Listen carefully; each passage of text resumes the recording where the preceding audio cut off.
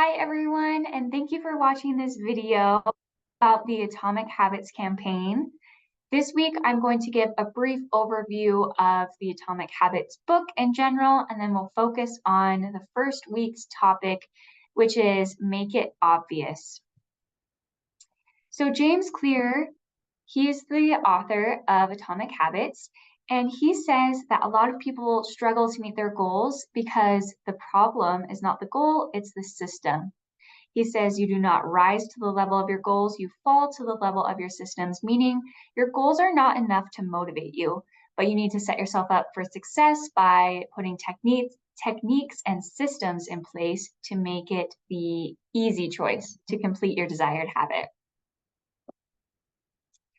He shares this story of the British cycling team, and this really kind of emphasizes the power of atomic habits.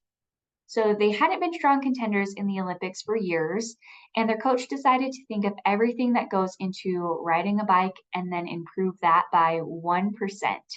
So they hired a surgeon to teach them how to wash their hands. They redesigned the bike seats to make them more comfortable, and they tested various fabrics in wind tunnels, basically everything they could think of.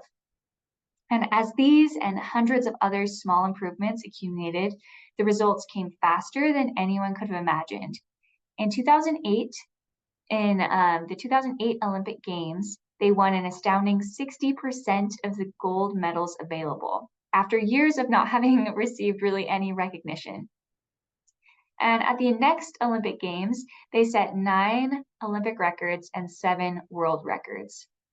So again, this just is trying to emphasize the point of small habits, atomic habits, improving 1%, and the power of doing that. He also, again, emphasizes that systems are more powerful than goals. Goals are great, but for a large percentage of the population, people struggle to hit them. And he notes that winners and losers have the same goals. Sometimes they have the same thing that they're trying to achieve, but the difference between achieving and not achieving is often the actions or the systems people have in place. So he divides his book into 4 laws that we will talk about, and each week we're going to focus on one of them, and all of these laws stem from the habit loop. So this is an image emphasizing the habit loop.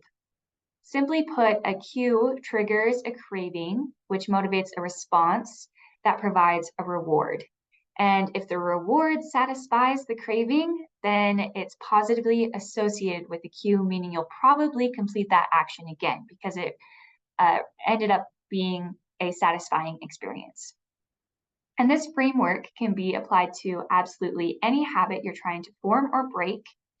And the 4 laws that we're going to talk about help reframe your mindset and improve your system in each of these areas in order to promote positive behavior change. So let's talk about week 1. Make it obvious. This is the first law that he talks about in his book.